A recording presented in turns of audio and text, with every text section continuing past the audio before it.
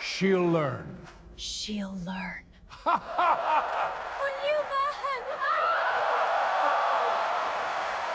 Service hallways where you belong. Move, or security drags you out. He didn't wait for her to answer. A fistful of cake slammed into Dr. Simone Rivers' face and dragged sideways, frosting grinding into her lashes and cheek like he was wiping grime off a countertop. His mother laughed, bright and approving, while his father chuckled and lifted his glass, proud of the spectacle their son was making. "Look at her," the boy announced to the donors. "All that polish. Still can't act grateful." Simone's hand stayed at her sides. She didn't flinch. She didn't wipe it away. She just held his stare, breathing slow. And none of them knew their $700 million dream was seconds from being erased by her next word. Before continuing, comment where in the world you are watching from. And make sure to subscribe because tomorrow's story is one you can't miss. Dr. Simone Rivers paused at the entrance of the Grand Meridian Ballroom, taking in the sparkle of crystal chandeliers and the sea of designer gowns. Camera flashes popped like tiny explosions, momentarily blinding her. She adjusted the sleeve of her deep blue evening dress, feeling the weight of the moment. "Remember the morality clause in Section 8.3? Naomi Pierce murmured beside her, sleek in charcoal gray. "You were right to insist on that one." "Always am," Simone replied quietly, her smile camera ready, but her eyes scanning the room like radar. $700 million. That's what tonight's partnership was worth. More importantly, it meant jobs. Real ones with benefits and growth paths for communities that kept getting hollow promises. Dr. Rivers Tilden Wexley's voice boomed across the marble floor as he strode toward them, every inch the finance titan in his perfectly tailored tuxedo. His wife Marble glided at his side, dripping in diamonds that could fund a small nation. "So pleased you could join us. The pleasure's mine," Simone responded smoothly, extending her hand. Tilden shook it a beat too briefly. "Oh dear." Marble touched Simone's arm with manicured fingers. "Would you mind terribly asking the kitchen about the champagne service? We seem to be running low at table 6. Simone's smile didn't waver. "I'm actually here as a partner, Mrs. Wexley, but I'm sure the staff will be happy to help." "Oh." Maribel's laugh tinkled like expensive ice. "My mistake entirely. Though, while you're here, could you check if Dr. Rivers will be needed at the head table?" Naomi cut in professionally. For the partnership announcement, Tilden's expression flickered. Of course. Though if you wouldn't mind just confirming with security about the guest list." "I believe that's Brandon's job," Simone said pleasantly, naming the actual event coordinator. "Shall we head to our seats? I'm looking forward to the presentation." They moved through the crowd like a current of tension, Simone noting every sideways glance and whispered comment. The ballroom was a masterpiece of old money. Gold leaf on the ceiling, antique mirrors on the walls, and table settings that probably cost more than some people's monthly rent. At the center, an elevated stage held a row of chairs for key participants. Simone approached her assigned seat, clearly marked Rivers Access Technologies on the golden placard. A hostess in black rushed forward, hand outstretched. "Oh, no." "I'm sorry," the woman said with rehearsed concern. "There must be some confusion." The partner's seating is reserved for Naomi smoothly produced the printed seating chart from her clutch. "Dr. Rivers is exactly where she should be. Perhaps you'd like to double-check your materials?" Laughter rippled from the surrounding tables. Not warm, not welcoming, but measuring, testing. Simone settled into her chair with practiced grace, feeling the weight of dozens of eyes. She'd been in rooms like this her whole career, where power dressed itself in politeness and cruelty wore a smile. From a nearby table, Graham Wexley watched the scene unfold, swirling expensive scotch in a crystal glass. He couldn't be more than 19, but his eyes held the casual entitlement of someone who had never heard the word no stick. He studied Simone with the detached interest of a cat watching a bird through a window, probably wondering if it would be more fun to pounce now or later. The first course arrived, something delicate involving truffle foam and gold leaf. Simone ate carefully, maintaining light conversation while monitoring the room's subtle choreography. Servers moved in practiced patterns. Photographers circulated strategically. Everything felt just a fraction too arranged. "Your work in tech education is fascinating," said the woman to her left. "A board member of something or other. Almost like a charity, isn't it?" "Actually, it's a profit center," Simone corrected kindly. "Our apprenticeship program has a 93% placement rate and generates significant returns through innovation and talent retention." "How resourceful," the woman replied in a tone that made it sound like a disease. As dinner progressed, the pattern became clear. Every conversation was a trap, every comment loaded with double meanings. Simone navigated each one with the precision of someone who had spent decades in rooms where one wrong word could unravel years of work. Finally, dessert carts began rolling in, their silver domes gleaming under the chandeliers.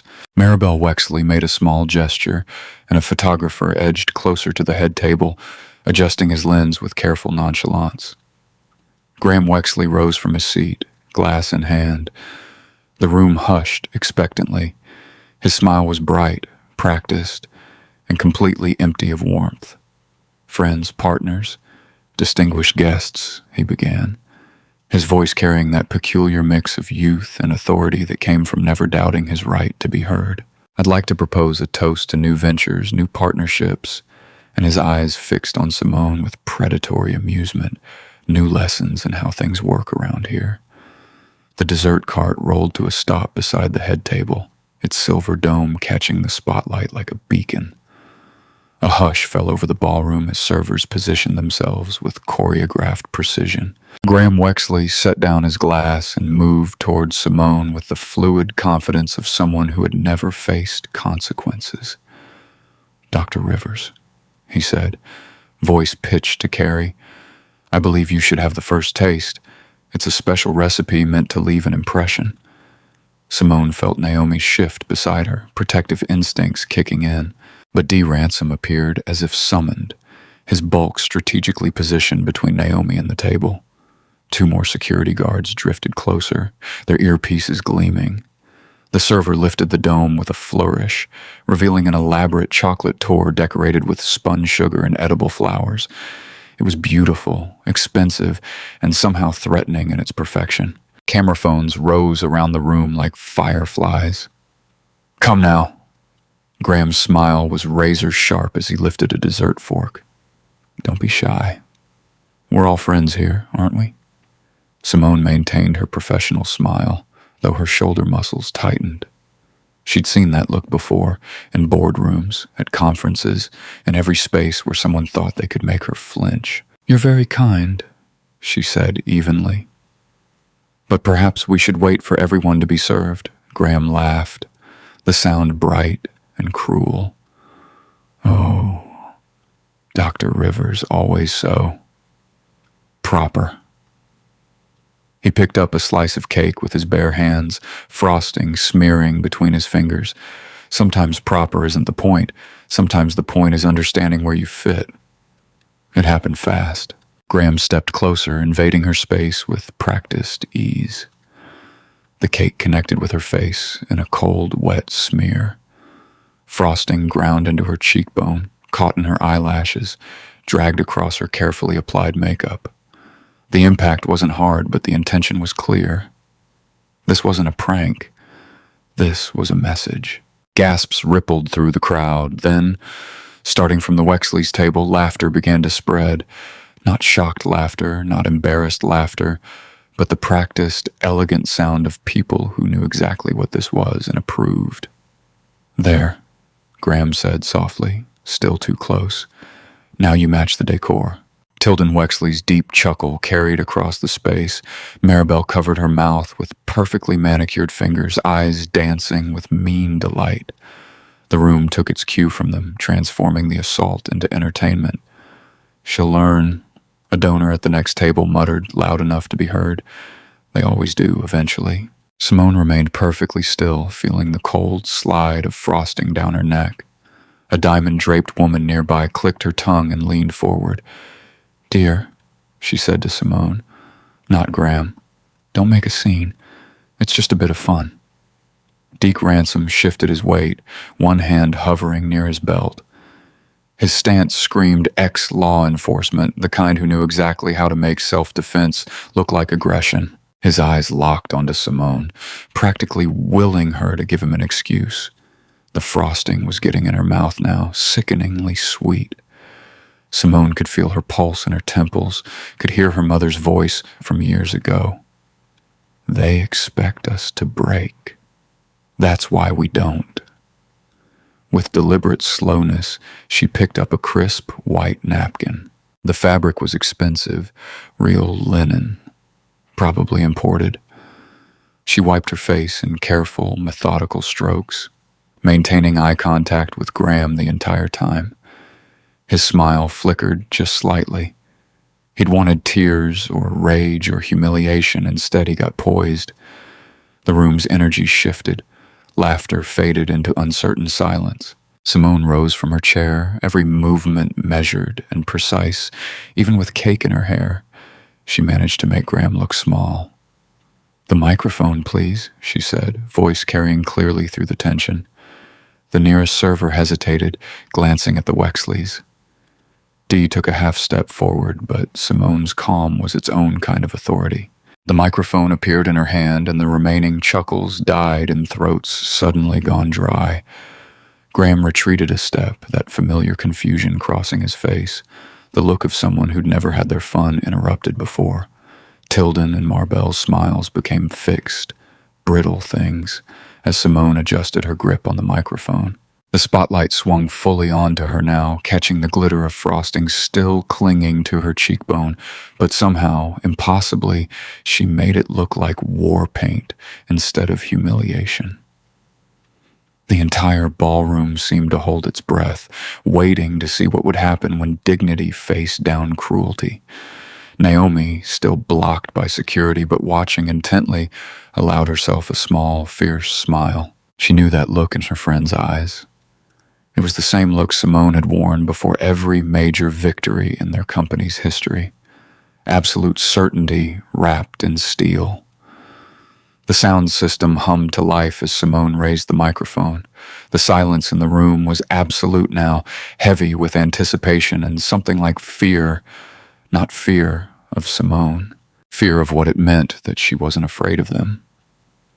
The spotlight caught the glitter of frosting still clinging to Simone's jawline as she held the microphone, her composure a silent rebuke to the room's manufactured laughter. In the shadows near the service entrance, Naomi's fingers flew across her phone screen. "Be ready now." Attorney Selena Ward's response was immediate, standing by with documentation.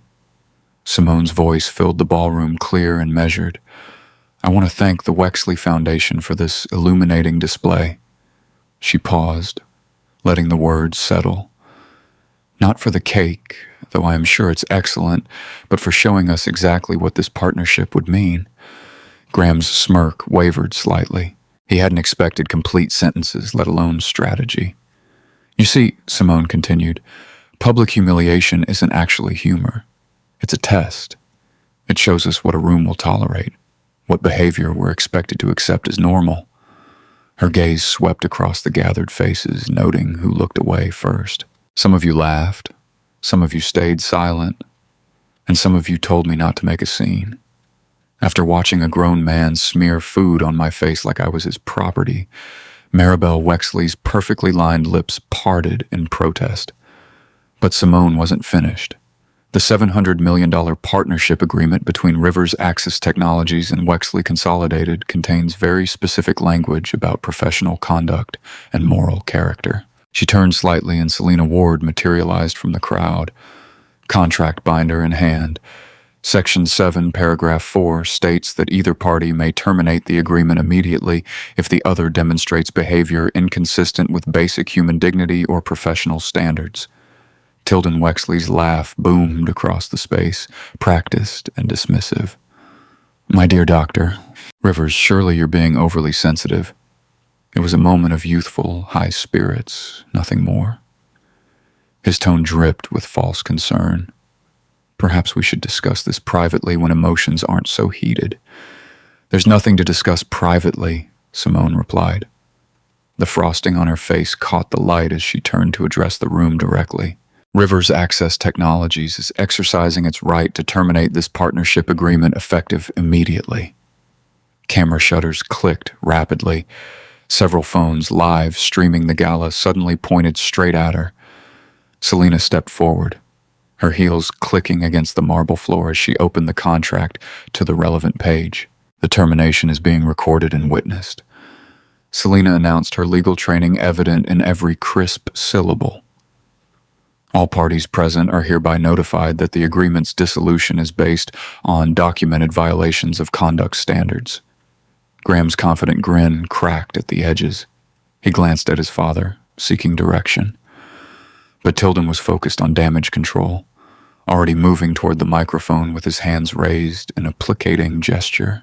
Now, he said, reaching for the microphone. Let's not be hasty. These technical details can always be worked out among friends. Simone kept her grip on the microphone, turning slightly so his attempt to grab it would be obvious to everyone watching. We are not friends, Mr. Wexley. We were potential business partners, and you just showed me exactly how you treat partners. Marbell glided forward, her designer dress rustling as she tried to position herself between Simone and the cameras. Darling, you're absolutely right to feel upset.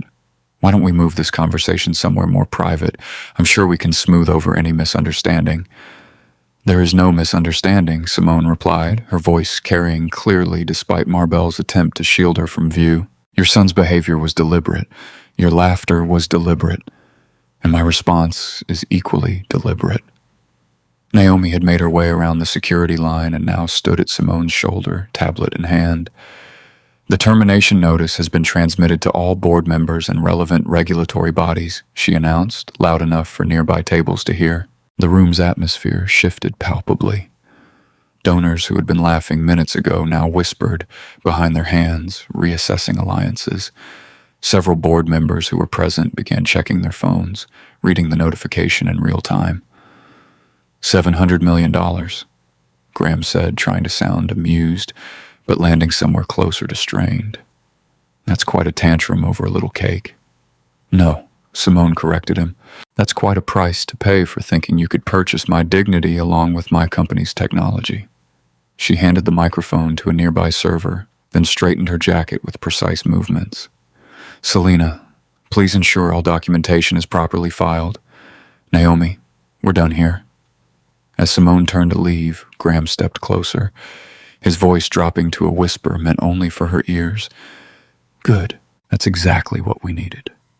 Naomi, falling into step beside Simone, felt the first real chill of the night. Something in Graham's tone cut through the satisfaction of their exit, suggesting layers of calculation they hadn't yet uncovered. The click of their heels echoed across the marble floor as they walked toward the exit. Behind them, Tilden was already working the room, trying to spin the story. Marbell had her phone out, fingers moving rapidly across the screen. The hundreds of guests who had witnessed the scene were dividing into camps, some already crafting social media posts, others hurriedly making calls to distance themselves from the fallout. Security guards stepped aside as Simone approached the door, their earlier aggression replaced with uncertainty. The night air hit her face as she stepped outside. The frosting still sticky against her skin, but her spine was straight and her eyes were clear. The heavy doors of the ballroom swung shut behind them, muffling the chaos inside for 3 blessed seconds. There was silence. Then Simone's phone exploded with notifications, a cascade of buzzes and pings that made the device jump in her clutch. That's not normal, Naomi said, already pulling out her tablet. Her fingers flew across the screen, pulling up social media feeds. Suddenly, she stopped scrolling, her face draining of color. Simone, look at this. A video was spreading across platforms like wildfire. The thumbnail showed Simone's face twisted in what looked like rage, an expression she knew she'd never made. The caption read, Tech CEO snaps at charity event, attacks teenage donor. That's not what happened, Simone said. Her voice steadied despite the knot forming in her stomach. Play it. The video started with Graham approaching, but the footage jumped and skipped, cutting out crucial seconds. His initial reach toward her face was missing entirely. Instead, it showed Simone appearing to jerk forward first, the cake smearing looking like a consequence rather than a cause. The audio had been spliced, inserting what sounded like an angry outburst before the cake incident. Comments were flooding in. Who does she think she is? Talk about unprofessional. Typical angry black woman stereotype. Can't take a joke. Should lose her job for this. Naomi's fingers were already dialing. We need Juno Park now. She put the phone on speaker as they walked briskly toward their waiting car. Juno Park answered on the second ring.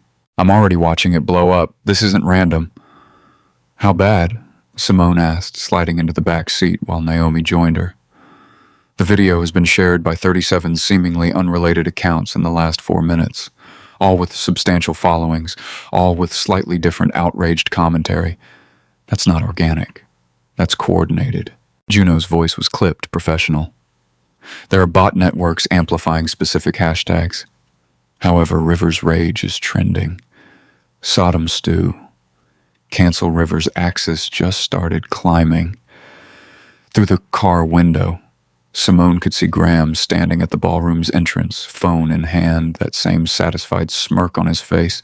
He gave her a little wave as their car pulled away. The timing is too perfect, Naomi said, still monitoring the feeds. The video was ready to go. The accounts were prepped. They were waiting for her to react. Look at the donor statements coming in, Juno directed. Notice anything? Simone scanned the rapidly appearing posts. Major donors to the Wexley Foundation were expressing their shock and disappointment in her behavior. The language was eerily similar across different posts. They're working from a script, she realized. Exactly. Juno's keyboard clicked rapidly in the background. This isn't just damage control. This is a prepared campaign. Graham Wexley's fingerprints are all over it. He runs dozens of burner accounts, coordinates with influencer networks. He's turned online manipulation into an art form. Simone's phone buzzed with a new message. Board member Theodore Walsh. Emergency meeting tonight. No exceptions. They're trying to force my hand, Simone said, the pieces clicking into place. The public humiliation wasn't the end goal. They wanted me to react. Your face is still trending, Naomi reported grimly. The clips are getting shorter, more edited. They're cutting out everything except your cancellation announcement, making it look like an emotional outburst. Another wave of notifications hit their phones. Media requests, investor concerns, partnership inquiries. The narrative was spreading faster than they could track it. This is what Graham does, Juno explained, their voice tight with recognition. He manufactures reality, creates crises, then his family swoops in to solve them, usually by acquiring companies at a discount during the chaos. Simone touched her cheek where the frosting had dried to a tacky film. The humiliation was transforming, morphing from a physical assault into something more insidious. They were turning her dignity into a weapon against her. Set up a war room, she instructed Naomi. Call in the core team. We need. Her phone buzzed again. This time it was a message from her general counsel that made her blood run cold. They're invoking the continuity addendum. The what? Naomi leaned over to read the message. That wasn't in the final contract review. Juno's typing grew more intense. Send me the full contract now. The car turned onto the expressway as Naomi forwarded the documents. The city lights blurred past the windows, but Simone barely noticed. She was mentally reviewing every page of the partnership agreement, every clause they'd negotiated. Found it, Juno announced after a tense minute, buried in subsection 12D, a continuity addendum triggered by public disruption or reputational damage. It's written like a standard stability clause, but the language, this is a trapdoor. If invoked, it gives them emergency voting rights and temporary operational control. But we killed the contract, Naomi protested. I watched Simone do it. That's what they wanted, Simone said softly, understanding flooding in. They needed me to cancel publicly. The cancellation itself triggers the addendum. They're not trying to save the partnership. They're using the cancellation to try to take control of my company. The car's interior fell silent except for the sound of more notifications arriving. Each ping another drop of poison in the air, another strand in the web they'd walked into. The 47th floor of Rivers Access Technologies was eerily quiet at midnight. Emergency lights cast long shadows across the glass-walled conference room where Simone sat with her crisis team. Attorney Selena Ward methodically arranged documents across the polished table, her normally pristine suit showing signs of the hasty summons that had brought her here. "Walk me through exactly what happened," Selena said, not looking up from the contract pages she was scanning. Simone touched her cheek again. She could still feel phantom stickiness, even though she'd scrubbed her face clean. "Graham Wexley smeared cake on me in front of 200 people.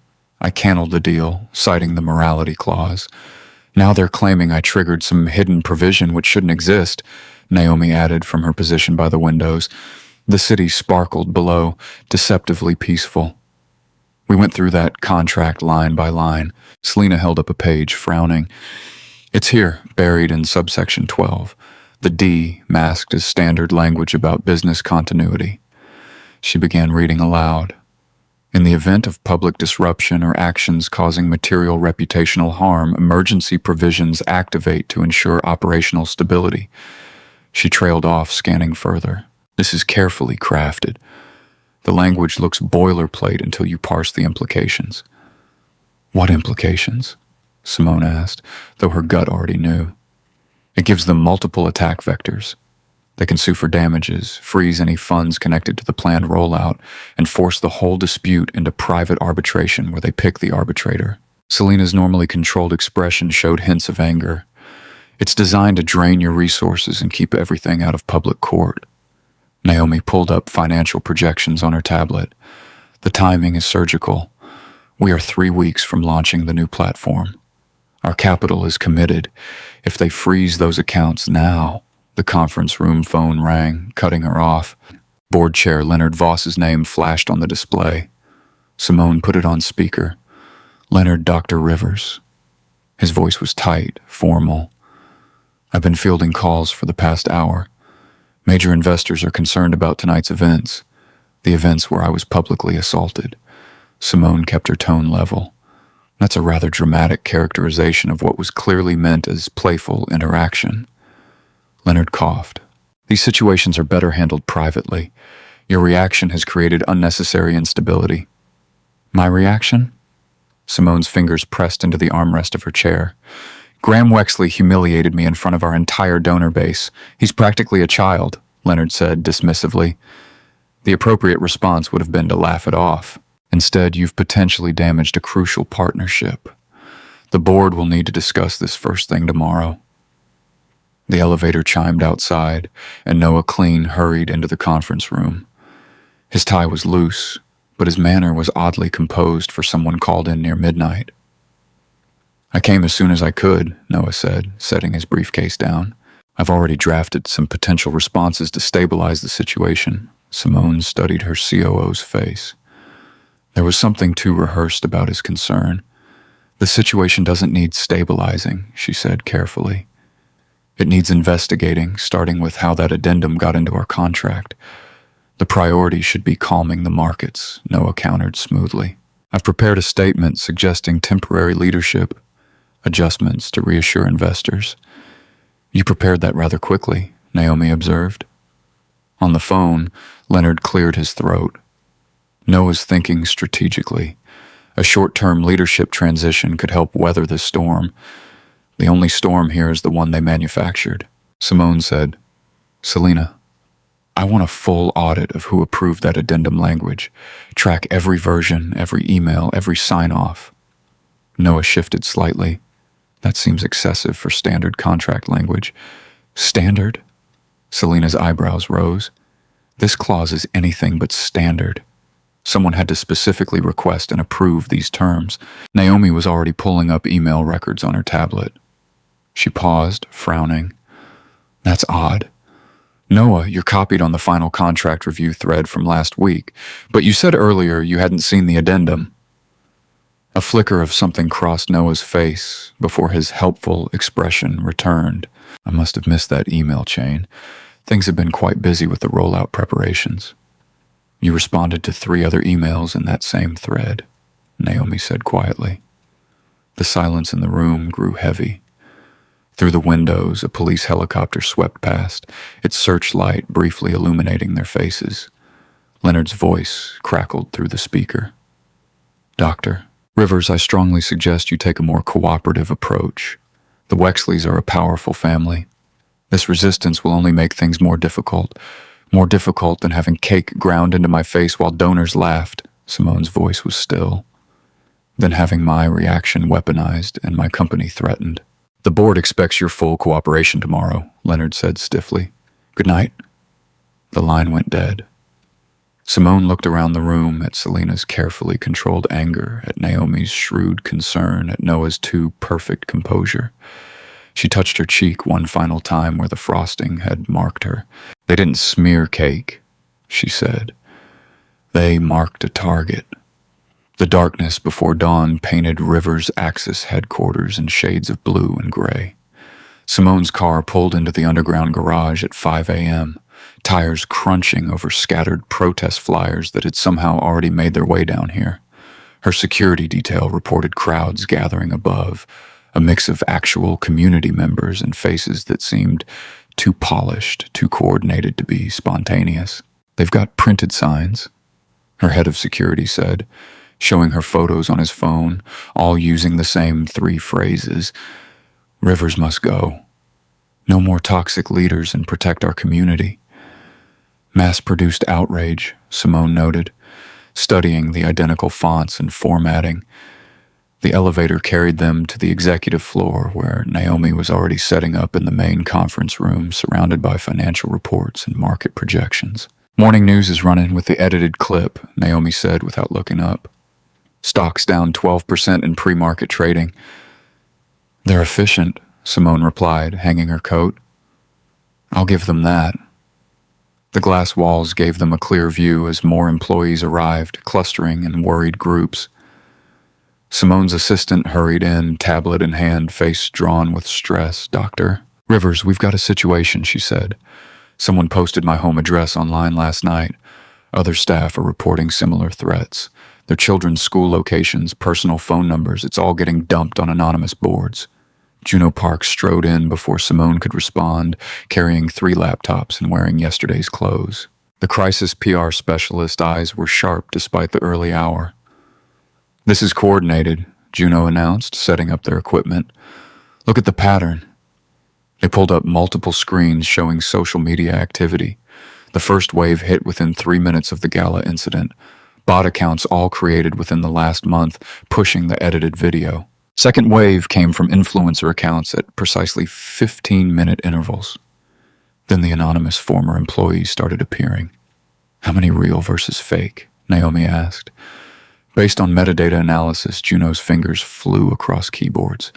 About 15% organic engagement. The rest is manufactured outrage running on a pre-built network. They had this infrastructure ready before last night. Through the glass, Simone spotted Deke Ransom's broad shoulders entering the lobby below. The head of Wexley Security moved with casual menace, making a show of examining exits and security cameras. Here we go, Simone murmured. Her phone buzzed with a text from building security. Wexley Security demanding access to all floors, citing public safety concerns due to protests. Classic pressure tactic, Juno said, reading over her shoulder. Create a crowd, then use that crowd to justify increased security presence. They want their eyes and ears inside your operation. They already have those, Naomi pointed out, pulling up an email. Board just called an emergency vote for 200 p.m. today. Too fast for proper notice requirements, but they're citing extraordinary circumstances. Who's pushing the vote? Simone asked. 3 members aligned with old money interests. They're proposing a temporary leadership transition until the current situation stabilizes. Naomi's air quotes dripped with disdain. Simone watched Dee positioning his people around the lobby's key points by elevators near stairs covering all movement. His presence was a message. "We can reach you anywhere." Naomi Simone said quietly, "I need you to implement spending freeze protocols. Lock down everything that isn't immediately essential and quietly, very quietly, secure backup liquidity channels through our most reliable partners." Naomi was already moving. "I'll route it through the subsidiary accounts they don't know about yet." "Juno," Simone continued, "I need documented proof of coordination, timestamps, metadata, payment trails. Anything showing this isn't organic backlash, already mapping it," Juno replied. "Their bot network left fingerprints. The question is whether we can prove intent before they strip our resources."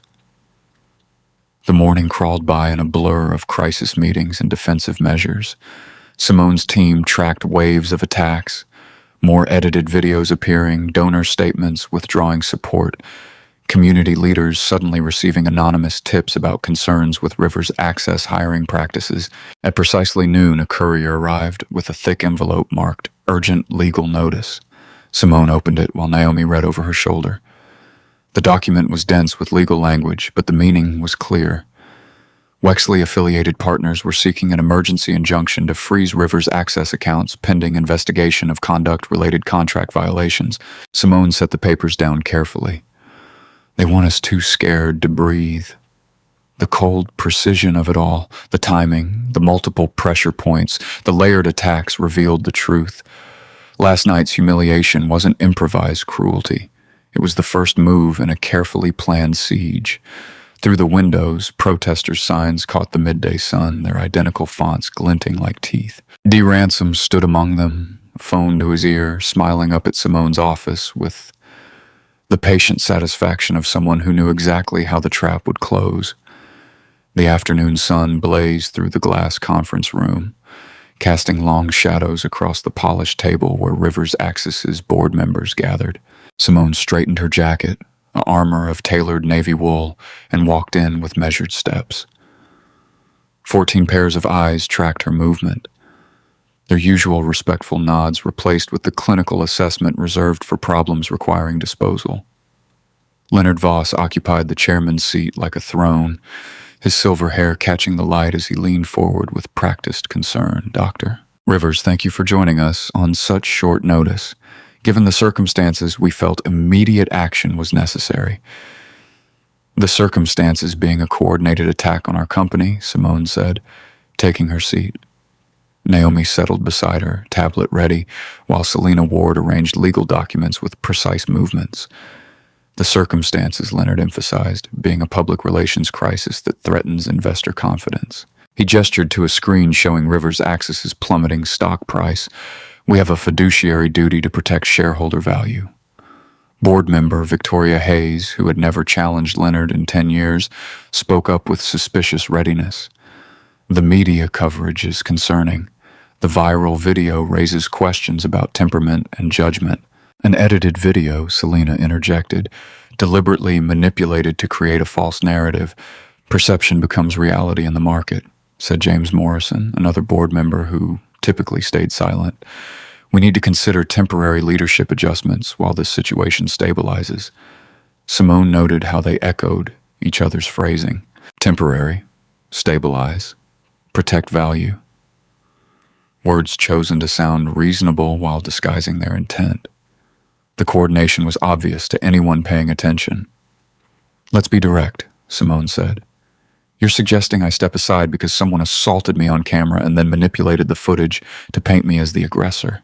"We're suggesting," Leonard replied smoothly, "that the company needs a clear path forward that doesn't involve public controversy. A brief leadership transition would allow tensions to cool." Noah Clean spoke up from his corner seat, voice gentle as a knife wrapped in silk.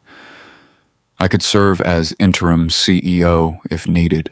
My relationships with our partners are strong, and I have no connection to last night's unfortunate events." Simone turned to study him. Noah kept his eyes down, radiating helpful concern. but something in his careful posture raised warnings. "Before we discuss transitions," she said, "I want to know how the continuity addendum made it into our contract without full board review. Who approved that language?" The room shifted uncomfortably. Leonard cleared his throat. "Contract details are handled through appropriate channels, the relevant committees. I'd like to see the email logs." Simone cut in all communications regarding the addendum's approval process. "That would involve private board correspondence," Victoria objected. "We have confidentiality obligations while simultaneously demanding complete transparency from me," Simone noted.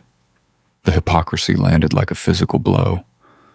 Several board members had the grace to look uncomfortable, but others met her gaze with blank corporate politeness, the kind that masked whatever deals had already been made. Selena stood, commanding attention. "Before this discussion continues, I need to remind the board of several legal considerations. First, removing Dr. Rivers in response to a manufactured crisis could be seen as validating a coordinated smear campaign. Second, any leadership change without proper investigation of last night's events creates liability concerns. Third, there are serious questions about the contract addendum's approval process that need to be addressed." "We're not removing anyone," Leonard said smoothly. "We're discussing temporary measures to protect company interests by suggesting the CEO step aside because she was publicly assaulted." Naomi's voice cut through the corporate doublespeak. "How does that protect our interests?" "The optics," James began. "The optics," Simone interrupted, "are that Rivers' axis caves to pressure when its leaders face targeted harassment. Is that the message this board wants to send?" Leonard's mask of concern cracked slightly, revealing irritation beneath. "I move we proceed to a vote on temporary leadership transition." "I move we table that vote pending full investigation," Selena countered. "Any hasty action now exposes the company to significant legal risk." The tension stretched as board members glanced at each other, measuring which way to lean. Simone watched the subtle signals who looked to Leonard for cues, who avoided eye contact entirely. The room felt like a chessboard where half the pieces had been secretly replaced. "All in favor of proceeding with the vote?" Leonard asked. Hands rose, 7 out of 15. "Not enough for an immediate move, but far too many for comfort." Simone noted each face, each allegiance revealed. "Motion fails," Leonard announced, unable to fully hide his frustration. "We'll reconvene tomorrow morning at 9 a.m. for a full board review and second vote." As chairs scraped back and members began gathering their things, Noah lingered behind. He stopped near Simone, voice pitched low. "You can't win this their way." Simone watched him walk out, those words hanging in the air like smoke, unclear whether they were meant as advice or warning. The afternoon sun had shifted, throwing the empty conference room into shadow. In the glass walls, she caught her reflection, still straight back, still dignified, still fighting. Naomi touched her arm. 7 votes to remove you already. We need to move fast." "Yes," Simone said, gathering her papers. "But first I want to know exactly how deep this rot goes." The setting sun painted long shadows across the Community Sense parking lot as Simone's car pulled up. The brick building stood warm and welcoming against the darkening sky, its windows glowing with activity. Young voices drifted out, the sound of learning, of possibility. But something was wrong with this picture. 3 black SUVs were parked at odd angles near the entrance, their tinted windows reflecting the last rays of sunlight. Men in tactical gear loitered nearby, earpieces glinting. Wexley security logos marked their shoulders. "They're not even trying to be subtle anymore," Naomi muttered from the passenger seat. Simone took a deep breath, centered herself. "That's the point. They want us to see the muscle." As they stepped out of the car, she noted how the guards shifted. Subtle movements to control sight lines and access points. Their presence transformed a community space into contested territory. Deke Ransom emerged from behind one of the SUVs, his broad frame blocking the path to the door. "Evening, ma'am," he said with exaggerated politeness. "Just maintaining public safety at a youth center." Simone kept her voice neutral. Can't be too careful these days. His smile didn't reach his eyes. A lot of concerning activity in the area. Before Simone could respond, movement caught her attention. A young man in River's Axis apprentice gear, Malik Turner. She recognized him from the program, was walking toward the entrance, laptop bag over his shoulder. Two guards stepped directly into his path. "Hold up there, son," one called out. "Need to check that bag." Malik stopped, his whole body tensing. "I work here. I'm in the apprenticeship program." "Sure you are." The guard gestured impatiently. "Bag on the ground, please. Empty your pockets, too." Simone's hand tightened on her phone, deliberately activating the camera. She held it low, recording without drawing attention. Around them, other students and community members slowed, watching exactly what the guards wanted. This wasn't about safety.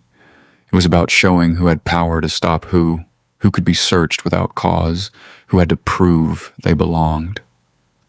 "I have ID," Malik said, voice steady despite the tremor in his hands as he pulled out his wallet. "I'm here every Tuesday and Thursday." "Uh-huh." The guard barely glanced at the ID before tossing it back.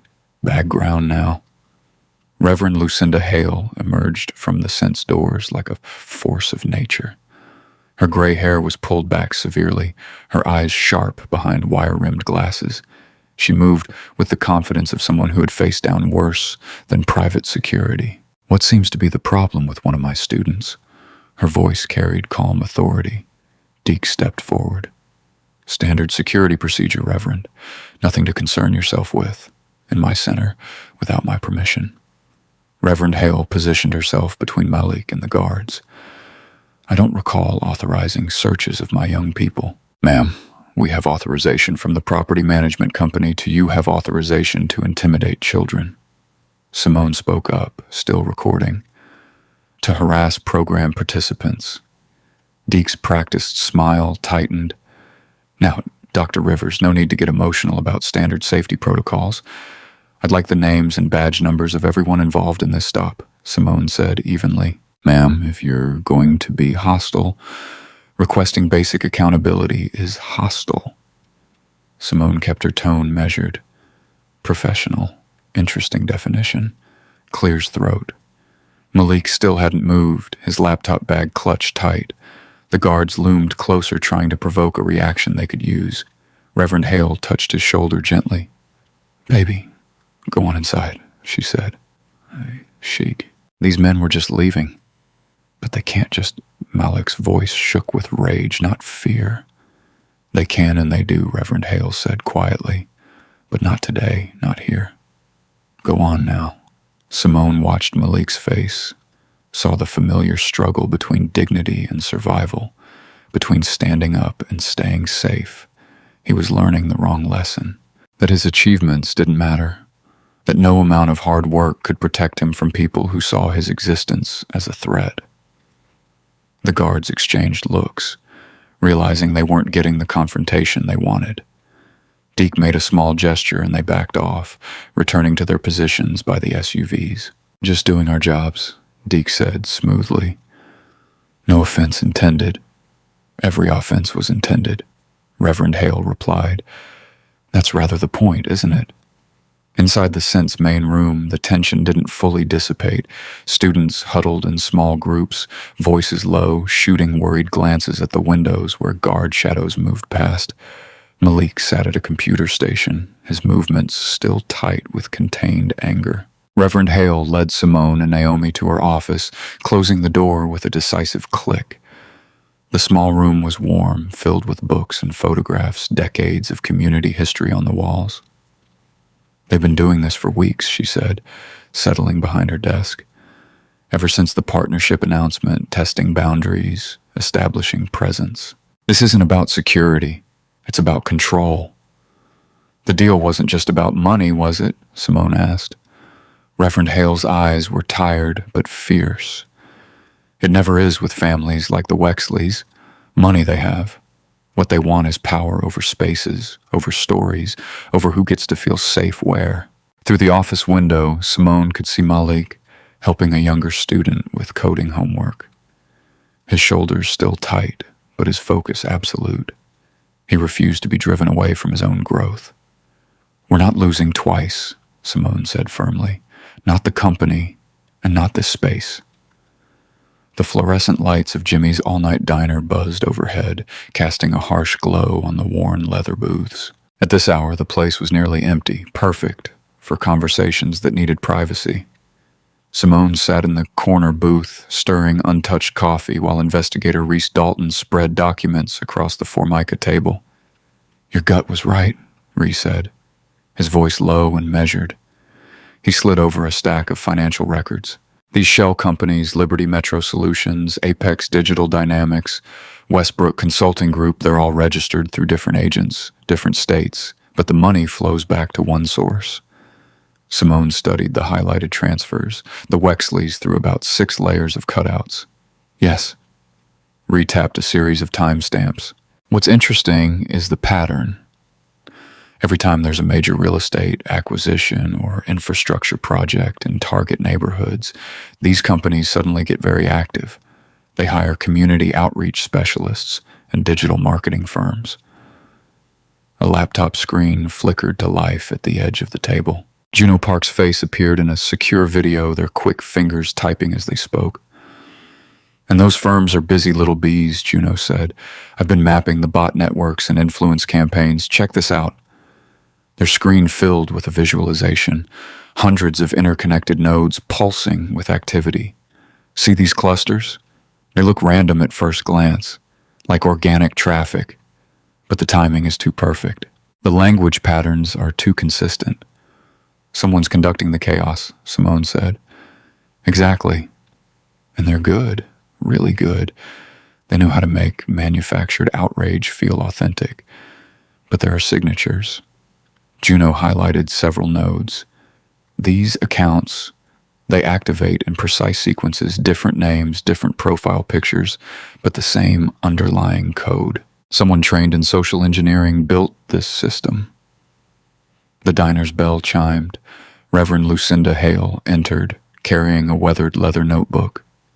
She slid into the booth beside Simone, her presence bringing gravity to the gathering.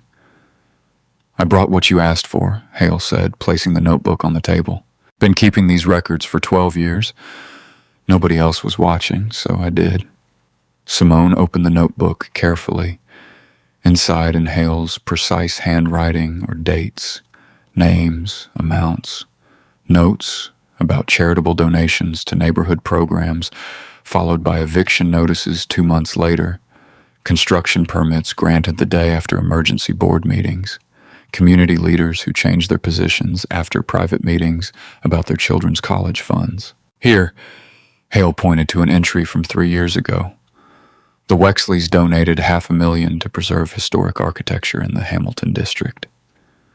2 weeks later, 17 small businesses got notice their leases wouldn't be renewed. All black-owned, all replaced by luxury boutiques within 6 months. The donation was cover," Ree observed. "It's always cover." Hale said they don't just buy buildings. They buy the story about the buildings. They don't just take spaces. They change who feels welcome in those spaces. Your company wasn't just a business target, Dr. Rivers. They want your data, your infrastructure contracts, because that's how they'll know where to move next. Simone turned another page in Hale's notebook. "You documented everything. Had to, because every time someone spoke up, the same pattern played out. Sudden scandals, social media attacks, private security showing up at their doors with concerns. Sound familiar?" Juno's typing grew more intense. "Speaking of patterns, I'm seeing elevated bot activity right now. They're preparing something." Simone's phone buzzed.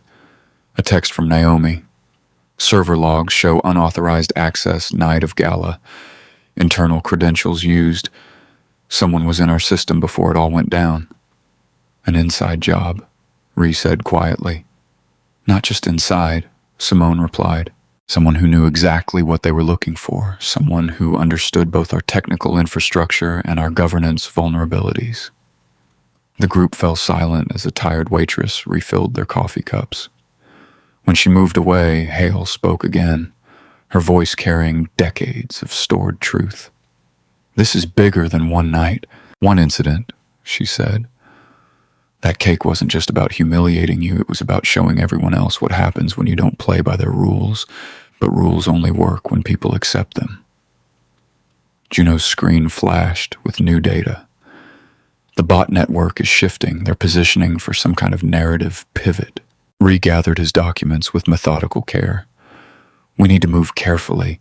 They've built layers of deniability into everything. Then we'll peel back every layer," Simone said.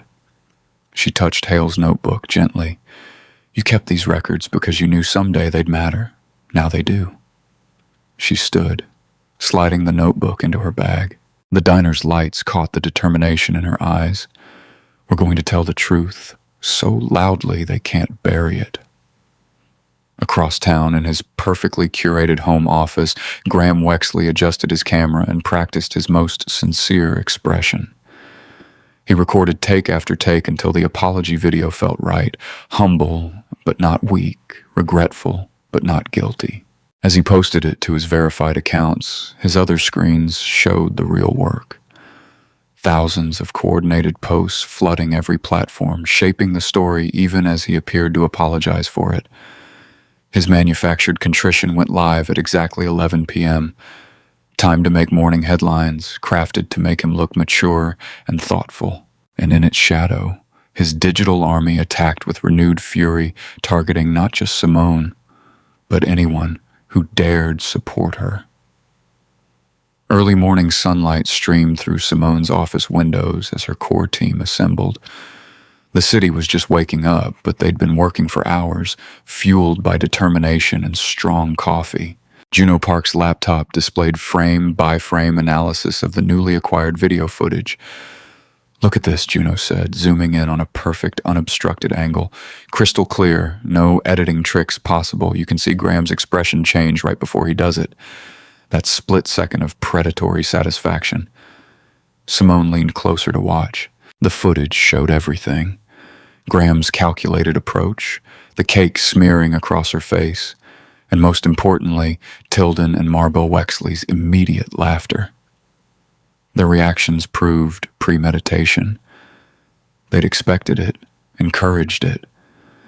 "The metadata is clean too," Juno continued, pulling up a technical report. "Original timestamp, location data, device information, all intact.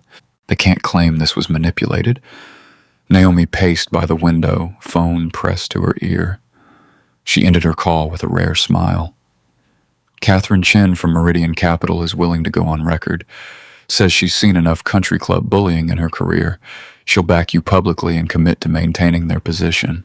"That's significant," Selena said, looking up from her legal documents. "Meridian holds what, 12%? 14, Naomi confirmed. "And they have influence with other institutional investors." Selena spread papers across the conference table, each stack precisely organized. "I've drafted the injunction request. We're hitting them from multiple angles: harassment, market manipulation, coordinated defamation. The evidence of their bot network is particularly damning." "Timeline?" Simone asked. "We file everything within the hour. The press conference gives us qualified privilege for the initial disclosure, then we follow immediately with court submissions." Selena checked her watch. Local news crews are already setting up downstairs. For the first time in days, the tension in Simone's shoulders began to ease. She looked at her team, Naomi's quiet competence, Juno's technical precision, Selena's legal expertise. They'd worked through the night building an airtight case. "We're not just defending ourselves anymore," Simone said. "We're exposing their whole system." Juno's screens showed real-time analytics. Social sentiment is already shifting. People are asking questions about Graham's apology video, noticing the convenient timing, the manufactured responses, the stock stabilizing too, Naomi added, "once Catherine speaks." A commotion erupted in the outer office. Heavy footsteps approached. The door opened, and 3 federal agents entered, badges displayed. Behind them, Noah Clean stood in the doorway, his face a mask of practiced concern. "Dr. Rivers," the lead agent said, I'm Agent Carroll with the Financial Crimes Division. We're here regarding allegations of serious data privacy violations. Selena stepped forward. I'm Rivers Access General Counsel. What's the nature of these allegations? We have evidence of unauthorized data collection and misuse of personal information. Carroll produced a document. This complaint was filed internally through proper channels. We're executing an immediate freeze on corporate accounts pending investigation. Naomi's phone buzzed. The banks, everything's locked. Payroll, operations, all of it. Juno's fingers flew across their keyboard. They're blocking system access too. Critical servers are being restricted. Selena snatched the complaint, scanning rapidly. Her expression darkened. This, filing the authorization signature. She turned to Noah. You submitted this? Noah straightened his tie, every movement deliberate. As Chief Operating Officer, I have a responsibility to report potential violations. When I discovered irregularities... What irregularities? Simone's voice cut through his practiced speech. Show me exactly what you found. The details are in my filing, Noah said smoothly. I was trying to protect the company from potential liability. These issues required immediate attention. You're lying. Simone stood, calm fury radiating from her stillness. You've been lying for months, haven't you? Working for them? Noah's smile didn't reach his eyes. I was trying to protect the company. Reporters began gathering outside the building. Phones rang unanswered throughout the office. Employees stood in clusters, whispering anxiously about frozen accounts and system lockouts. Hours crawled by in a blur of crisis calls and emergency meetings. The press conference collapsed before it began. Catherine Chen regretfully withdrew her support, citing developing concerns. The stock price fell like a stone. Evening shadows lengthened across Simone's office. She sat alone, staring at her phone. Social media exploded with that damned photo, her face smeared with frosting now edited into countless cruel memes, each one tagged with Graham's signature, a smirking emoji. The betrayal cut deep. Noah had been her COO for 3 years. He'd sat in this very office countless times, planning strategy, sharing concerns, always so helpful, so supportive. Every suggestion, every introduction, every policy change, all of it designed to create this moment. Her phone buzzed with a text from Reverend Hale. Meet me tonight. I have the missing piece. The community center stood dark against the night sky, its windows reflecting scattered street light through sheets of rain. Simone parked around back, away from the main street, and hurried through the downpour to the service entrance where Reverend Hale waited. You came alone? Hale asked, ushering her inside as requested. Simone followed her through the quiet hallways. Juno and Investigator Dalton are joining remotely. The back room was small but secure. No windows, one door, and thick concrete walls that had withstood decades of neighborhood change. A laptop sat open on a folding table, screens showing Juno and Ree in separate windows. The rain's steady tapping filtered through the ceiling, marking time like a metronome. Reverend Hale locked the door and pulled a worn leather portfolio from her desk drawer. Before I show you this, you need to understand something. People think the Wexleys built their fortune on real estate and finance. That's not quite right. She removed an envelope sealed with aged tape. They built it on silence, on making problems disappear.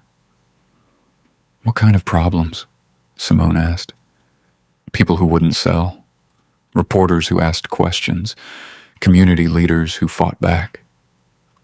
Hale's eyes held old anger, anyone who stood in their way. She produced a USB drive, its label faded but still legible, a date from 6 years ago. This came to me from someone who couldn't stay quiet anymore. I've kept it safe, waiting for the right moment and the right person to use it. Juno leaned closer to their camera. What's on it? A deposition from someone who helped build their machine. Hale inserted the drive into the laptop. He was one of their reputation consultants before that title existed. When he realized what they were really doing, he recorded everything. 3 weeks later, he died in a single car accident. A video file appeared on screen. Juno began running authentication protocols immediately. The metadata looks original, no signs of tampering. I'm creating verified hashes now. The recording showed a man in his 50s speaking directly to camera. His voice was steady, but his hands shook slightly as he detailed a systematic operation. Shell companies layered within shell companies, each designed to distance the Wexleys from their tactics. He described how they'd perfected their methods, paid protesters, coordinated social media campaigns, edited footage that could make anyone look unstable. They called it narrative adjustment, the man explained, but it was destruction. They'd identify acquisition targets, usually minority-owned businesses that had something they wanted. Then they'd engineer a crisis, manipulate public opinion, and swoop in to buy at panic prices. Ree took notes rapidly. These intermediary companies he's naming, they match the patterns in your records, Reverend. Same shells, same players, just cycling through different front names. The cake incident, Simone said quietly. It wasn't random cruelty, it was choreographed. They needed a trigger point. Keep watching, Hale advised. The deposition continued. The man described their placement program, identifying promising executives, grooming them with offers and introductions, then embedding them in target companies. These plants would spend years building trust, gathering intelligence, and creating subtle vulnerabilities in corporate governance. Noah, Simone breathed. That's what he was, a placement. Juno's typing grew more intense. It fits. I'm tracking his career path before River's access. He worked for 3 different firms with Wexley connections. Each one went through a hostile takeover within 18 months of his departure. The federal complaint he filed, Ree added, it's almost identical to complaints filed against those other companies. Same structure, same timing, same outcome. Accounts frozen just when the target company was about to expose something. Rain drummed harder overhead as Simone absorbed the implications. Every meeting with Noah, every casual suggestion, every policy change he'd advocated, all of it designed to create openings for this moment. He hadn't just betrayed her trust. He'd spent years building a trap. There's more, Hale said, spreading documents from her notebook across the table. These dates here, each one marks when a Wexley-linked security firm showed up in the neighborhood, always after some incident that never made the news, always before property values suddenly dropped and longtime owners had to sell. Simone studied the pattern, like Dee Ransom at the gala. They use security as intimidation, then call the targets unstable for objecting. Exactly, Hale confirmed. And these names here, community leaders who pushed back. Each one faced anonymous harassment campaigns, social media attacks, edited videos, personal information leaked. Sound familiar? It's their playbook, Ree observed. They've refined it over years. The cake incident wasn't improvised. It was just the most public version of what they've always done. Juno's screen filled with verification data. The deposition's authenticity checks out. File creation date matches the label. No signs of manipulation. This is primary source evidence of a long-term criminal enterprise. Simone stood, decision crystallizing. She pulled out her phone and dialed Selena Ward's number. The rain seemed to pause with her as she waited for her attorney to answer. Selena, stop trying to win in public first. We're going to win in court and then let the public watch them fall. The federal building's conference room could have been anywhere. Beige walls, institutional carpeting, fluorescent lights that made everything look flat and tired. But at 7 a.m., with case files stacked in precise towers across the table, it felt like neutral ground, a place where truth might actually matter. Simone watched Agent Mara Quinn review the first document set, her expression giving nothing away. The federal investigator's dark suit and steady hands spoke of someone who'd seen powerful people try to charm their way out of consequences before. Let's be clear, Quinn said, looking up from a particularly dense financial record. You're alleging systematic corporate fraud, market manipulation, and coordinated harassment through shell entities. We're not alleging, Selena Ward replied, sliding another folder forward. We're demonstrating with timestamps, banking records, and verified metadata. Simone maintained her composure as Quinn examined the USB drive containing the deposition. The weight of the last few days pressed against her shoulders, but she refused to let it show. This wasn't about emotion. It was about evidence. The shell company network is structured in layers, Naomi explained, spreading out a diagram. Each entity exists just long enough to execute an acquisition or pressure campaign, then dissolves. But the payment patterns are consistent. Quinn's pen moved steadily across her notepad. And you can prove these entities connect directly to the Wexleys through board memberships, shared addresses, and recurring transfers, Naomi confirmed. We've mapped 5 years of activity showing the same operational signatures. Selena opened her laptop, pulling up the gala footage. The recent incident wasn't isolated. It followed their established pattern. Create public humiliation, manipulate the narrative, then exploit the chaos for acquisition. The unedited video played silently. Graham's calculated approach, the cake impact, the practiced laughter from his parents. Quinn watched without comment, but her jaw tightened slightly at the room's reaction to the assault. We have the edited version they distributed as well, Simone added. Juno Park's forensic analysis shows it was altered within minutes of the incident using software licensed to one of their shell companies. And this ties to the previous pattern, Quinn asked. Yes. Simone handed over Reverend Hale's notebook. These dates and names document similar incidents. Security intimidation, coordinated harassment, and forced property sales. The same tactics, just usually hidden from cameras. Quinn studied the notebook carefully. This is detailed record keeping. Reverend Hale understood what documentation meant. Simone said she knew someone would need proof someday. Naomi's phone buzzed. She checked it and frowned. Leonard Voss just called an emergency board meeting for 2 p.m. The agenda lists leadership stability measures. They're moving faster than expected, Selena observed. Likely because they know we're here. Quinn set down her pen. You understand? I can't intervene in board proceedings. Any investigation will take time to develop, and it won't protect you from immediate corporate action. We know, Simone replied. That's why we've prepared parallel strategies. Naomi pulled up another document on her tablet. We've discovered something critical about the federal complaint Noah Klein filed.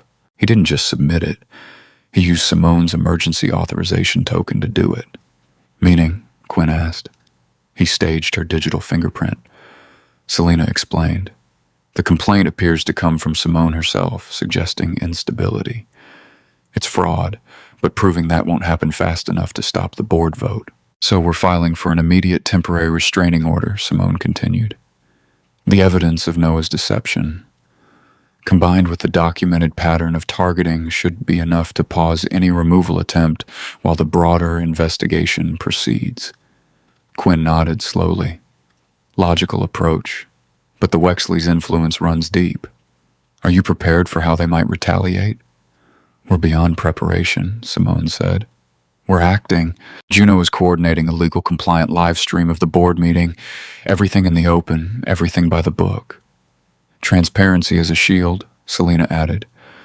No emotional appeals, just documented facts presented under proper observation. Agent Quinn gathered the files into her briefcase, movements precise and methodical. I'll verify everything independently. If it holds up, and I suspect it will, this goes well beyond a single company dispute. Simone stood smoothing her jacket with steady hands. The fluorescent lights still hummed, but the room felt different now. The evidence towers had served their purpose, not as pleas for help, but as foundation stones for justice. Doctor. Rivers, Quinn said as they prepared to leave. If your evidence holds, you're not the target anymore. Simone met her eyes directly. Good, because I'm done being hunted. She stepped into the hallway where Naomi waited with their next set of files. The morning sun slanted through nearby windows, catching dust motes and bars of light. In a few hours, they would face the board, but now they carried something stronger than outrage. They had proof, and proof properly structured was harder to dismiss than any protest. Selena checked her watch.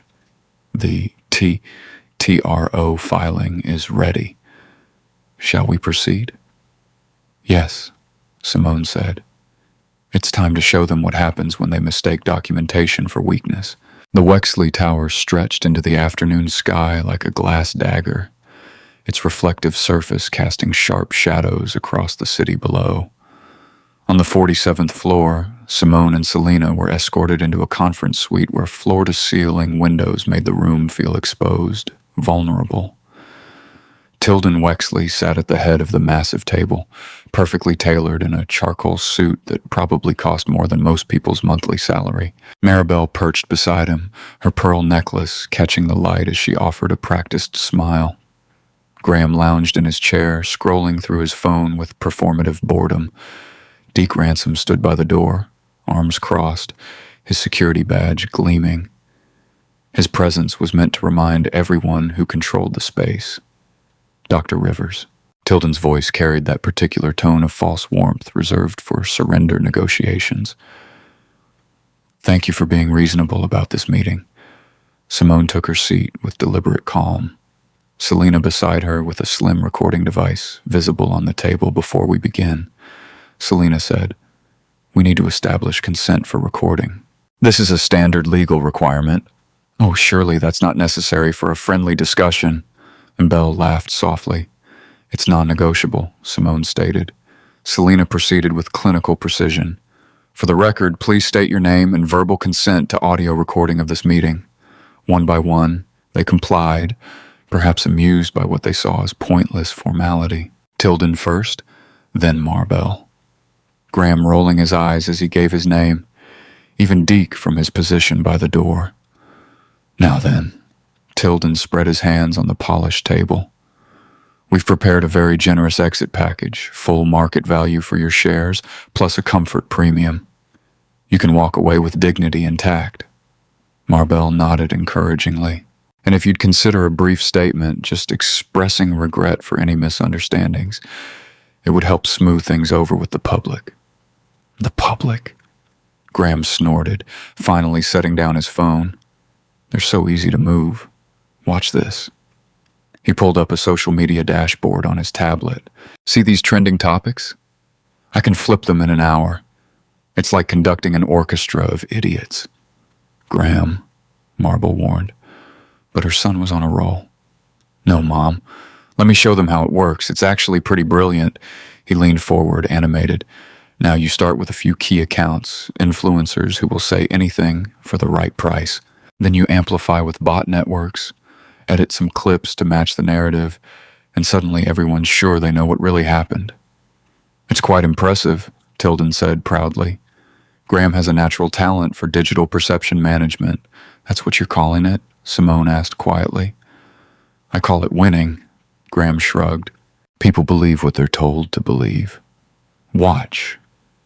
I could probably make half the internet think you robbed a bank by dinner time." Deke shifted his weight by the door, a subtle reminder of consequences. "The point is," Tilden continued smoothly, "public opinion has already settled. The continuity addendum gives us clear legal grounds to proceed with acquisition. We included that provision specifically to handle situations like this, situations where someone needs to learn their place." Simone's voice remained steady. "Situations requiring decisive action," Tilden corrected. "The addendum provides a clean mechanism for transferring control when leadership becomes unstable. We really did hope you'd be more cooperative about the partnership." Maribel sighed. The cake incident was meant to be a teaching moment. Graham laughed. "Come on. It was funny and it worked perfectly. Got exactly the reaction we needed to trigger the clause." "The clause you built in advance?" Simone noted. "Of course we did," Tilden said. "That's just good business practice. Always have a backup plan for dealing with the difficult elements." Deke took a step closer to the table, his presence a looming threat. "I think we're done here," Simone said, standing. "You should sit back down," Dee suggested, his tone carrying years of practiced intimidation. "No, I don't think I will." Simone gathered her belongings with careful movements. "Go ahead," Graham called after her, laughter in his voice. "The public already chose. They chose us. They always do." Simone walked to the door without looking back, Selena following with the recorder safely secured. Neither woman spoke until they reached the elevator, leaving the Wexleys to their assumed victory. As the doors closed, Deke's shadow still visible in the hallway, Simone finally allowed herself to exhale. The recording device in Selena's briefcase held every word, every admission, every threat, exactly as planned. But they weren't finished yet. The real work was still to come.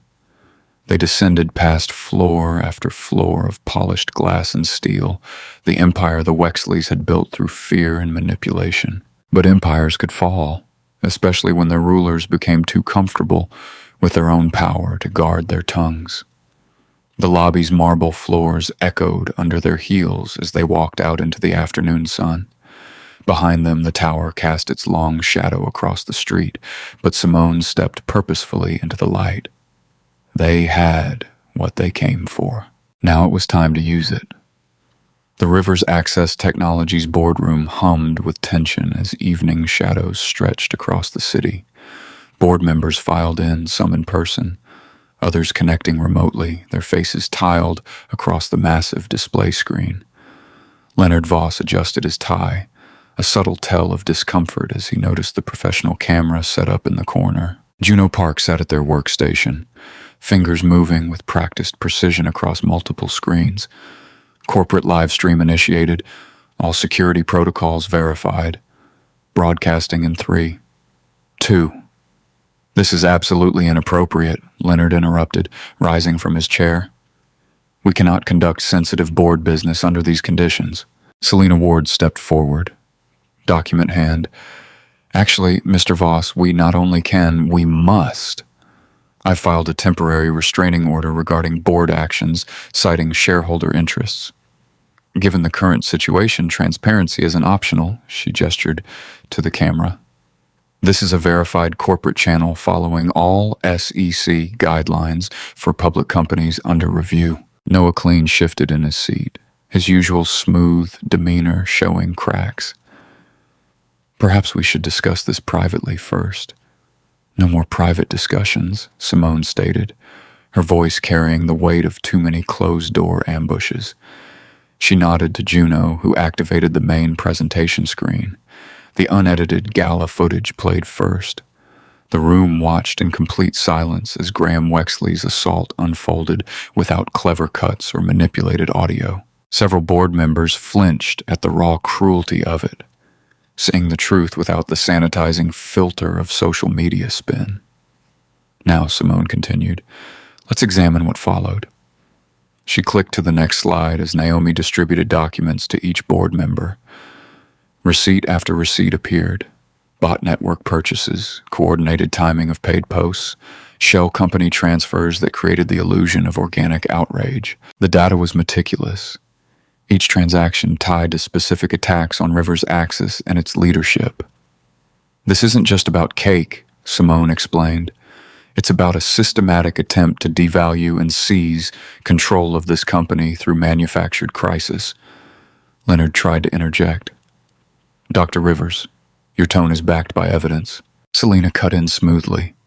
She activated an audio clip from the settlement meeting, Graham Wexley's voice filling the room with unmistakable pride as he detailed his manipulation techniques.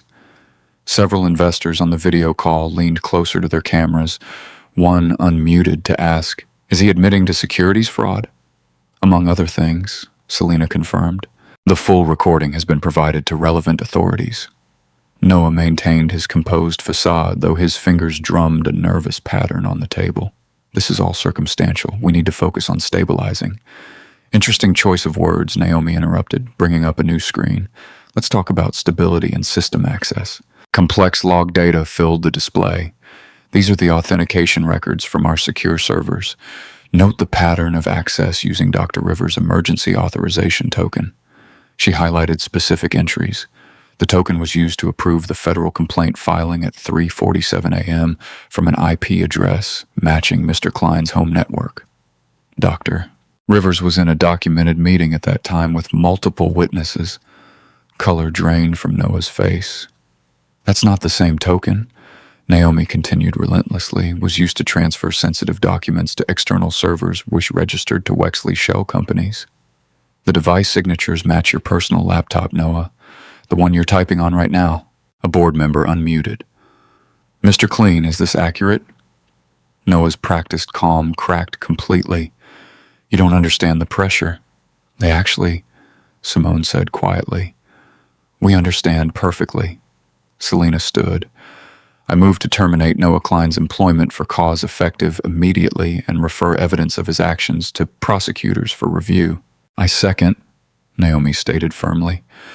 Leonard looked desperately around the room, searching for allies, but found none. The evidence was too clear, the betrayal too complete. We'll need to vote. Yes, Simone agreed. We will transparently, right now. The vote was not close. Security waited outside the boardroom, having been notified in advance. They approached with professional courtesy as Noah was stripped of his credentials and escorted from the building. The live stream caught every moment. The same unblinking lens that had broadcast Simone's humiliation now documented accountability in action. Leonard's phone began to vibrate. Then other phones joined in, creating a chorus of incoming messages.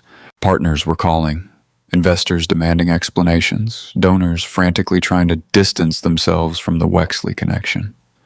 Through it all, Simone remained seated, hands steady on the table. She watched as the room's power dynamics realigned around the weight of truth rather than the shadow of influence. For the first time since the gala, she allowed herself a full breath, feeling the bands of pressure around her chest finally begin to loosen. Dr. Rivers, an investor spoke from the screen. I believe we owe you an apology. No, Simone replied. You owe this company your vigilance. The truth was always there. We just had to be willing to see it. Naomi squeezed her friend's shoulder as board members began gathering their things, some avoiding eye contact, others offering awkward nods of acknowledgement. The live stream ended, but its impact was already rippling through social media, group chats, and news alerts. This time without manipulation, without artificial amplification, just the clean, sharp light of consequences illuminating the darkness of entrenched power. Morning sunlight streamed through the community sense windows, catching dust motes and golden beams. Simone sat at a worn table, watching Reverend Hale pour coffee with the same careful attention she gave everything. Like even the smallest acts carried weight. You take yours black, if I remember right, Hale said, sliding a steaming mug across the scratched surface. Always have Simone wrapped her hands around the warmth, anchoring herself. In this moment of quiet before the storm fully broke, on the wall-mounted TV, a news ticker crawled with updates. The Scent's regular morning crowd gathered in small clusters, their usual chatter punctuated by gasps and pointing at screens. Every phone buzzed with notifications as the story exploded across networks, this time driven by facts, not manipulation. Agent Mara Quinn strode through the door, her presence carrying the gravity of official action. Dr. Rivers, the warrants are being executed as we speak. She accepted a coffee from Hale with a grateful nod. Multiple shell companies, digital assets, linked accounts, all frozen pending investigation. How many shells did you find? Simone asked. More than 30 so far. The network goes deeper than even your evidence suggested. Quinn's phone lit up with another update. They're hitting the main Wexley offices now. Malik Turner burst in, still wearing his apprenticeship badge, practically vibrating with energy. Did you see? They're live streaming it at the Garden Club. He pulled up a news feed on his phone, gathering everyone around. The footage showed the Wexleys' carefully orchestrated redemption lunch and dissolving into chaos. Society photographers who'd come for staged apologies instead captured Tilden Wexley's practiced smile crumbling as federal agents appeared at the edges of the frame. His face shifted from confusion to realization to barely contained panic, each moment preserved in high-defin clarity. Watch Maribel, Hale murmured, pointing to the screen's corner. Maribel Wexley stood frozen in designer silk, her perfect posture a statue of denial as longtime allies physically stepped away from her. Women who'd shared her charity boards and private boxes now turned their backs, phones already out to delete photos and untag connections. The room's temperature dropped degree by degree as decades of cultivated influence evaporated in real time. Mom says half the donor board already resigned, Malik added, scrolling through updates. They're all claiming they had no idea about anything. Graham appeared on screen next, his usual smirk replaced by something younger and less certain. He tried his practiced lines about youthful mistakes and learning experiences, but the reporters weren't playing along anymore. They had screenshots of his coordinated attack plans, timestamps of his late-night manipulation sessions, receipts for bought influence, and manufactured consent. "What's happening to their accounts?" someone asked. Agent Quinn checked her tablet. Complete lockdown. The same financial weapons they used against River's Axis are being applied to their own assets legally with full documentation of probable cause. She allowed herself a small smile. Turns out evidence works better than intimidation. Simone stood smoothing her jacket. "Speaking of evidence and consequences, Malik, could you join me for a moment? There's something we need to announce." They moved to the Scent's main hall where media had gathered respectfully behind Hale's prescribed boundaries, cameras focused as Simone stepped to the podium. Malik, nearby River's Access Technologies, is pleased to announce a new partnership consortium.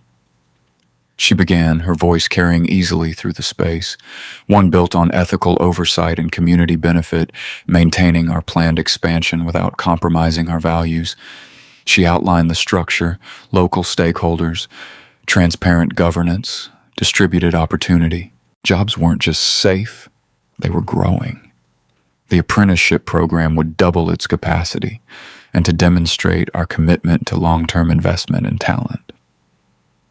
Simone continued, "We're establishing the Turner Innovation Scholarship, named for one of our most promising young team members." She turned to Malik, whose eyes widened. "Full tuition and guaranteed paid internship placement. With 20 spots reserved annually for students from this community," Malik's composed expression cracked into pure joy. Around him, phones lifted to capture the moment, organic celebration, not manufactured outrage. Parents hugged their children, teachers wiped tears.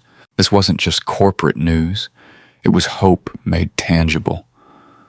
Questions flew from reporters about the Wexley's assets, about potential charges, about market impact. Simone answered with measured precision, neither gloating nor minimizing.